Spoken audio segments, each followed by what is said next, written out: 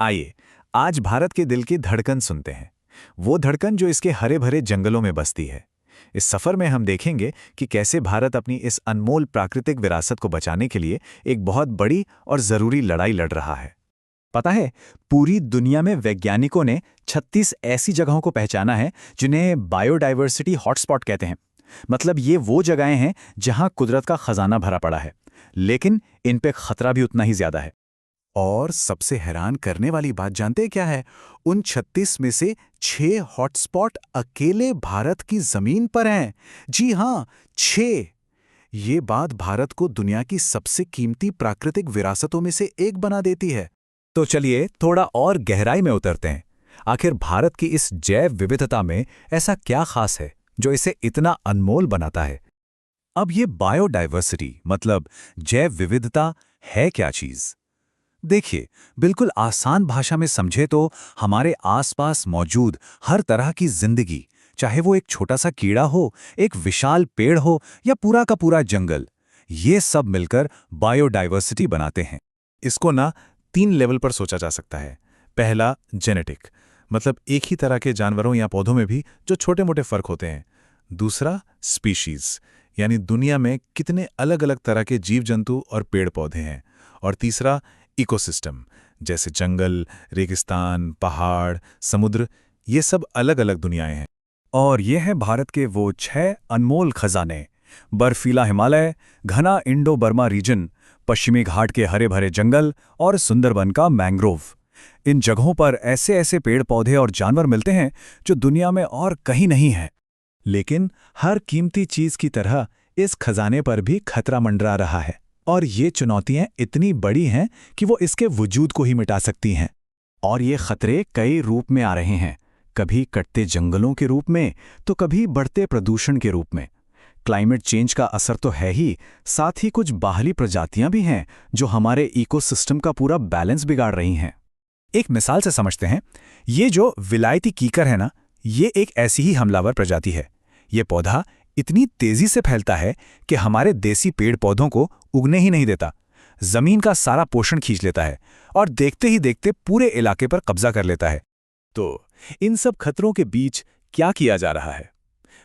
अच्छी बात यह है कि भारत ने अपनी इस कुदरती दौलत को बचाने के लिए एक बहुत सॉलिड और मल्टी लेयर्ड प्लान बनाया है।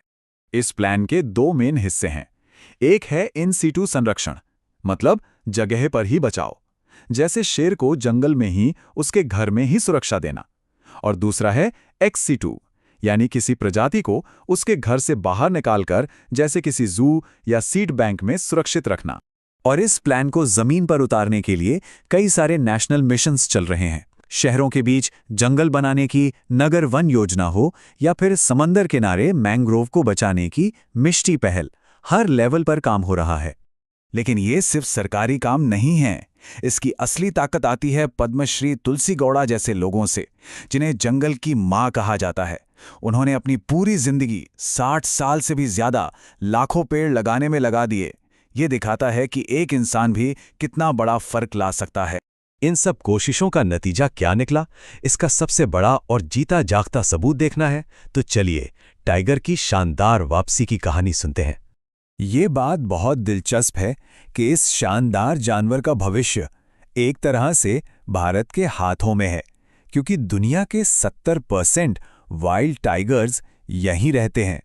और जरा प्रोजेक्ट टाइगर का कमाल देखिए। सिर्फ 15-16 साल पहले 2006 में हमारे पास थे करीब 1411 टाइगर्स, और 2022 तक ये नंबर बढ़कर हो गया 3682, मतलब 2 गुने से भी ज्यादा। ये एक जबरदस्त कमबैक है ना? तो इस कामयाबी के पीछे का राज क्या था? स्ट्रैटेजी बहुत साफ थी। हर रिजर्व में एक कोर जोन बनाया गया। ये वो इलाका है जहां कोई इंसानी दखलंदाजी नहीं होती, और उसके चारों तरफ एक बफर जोन, जहां इंसान और जानवर दोनों बिना टकराव के रह सकें। अब टाइगर की कहानी तो एक मिसाल है, लेकिन पिक्चर इससे भी बड़ी है। चलिए देखते हैं कि ये छोटी छोटी जीत मिलके पूरे देश की हरी तस्वीर कैसे बदल रही हैं।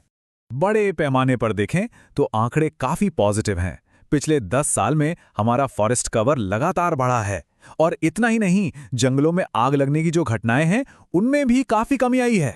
तो इस सब का नतीजा ये है कि आज भारत की कुल जमीन का सोचिए चौथाई हिस्से से भी ज्यादा यानी 25% से ऊपर अब पेड़ों और जंगलों से ढका हुआ है। ये पर्यावरण के लिए एक बहुत बड़ा मील का पत्थर है। तो तरक्की तो साफ दिख रही है, भारत ने रफ्तार भी पकड़ ली है, लेकिन असली सवाल वही है, वक्त के साथ इस रेस में क्या सरकारी नीतियां और लोगों की ताकत मिलकर हमारे इस अनमोल खजाने को आने वाले कल के लिए महफूज रख पाएंगी?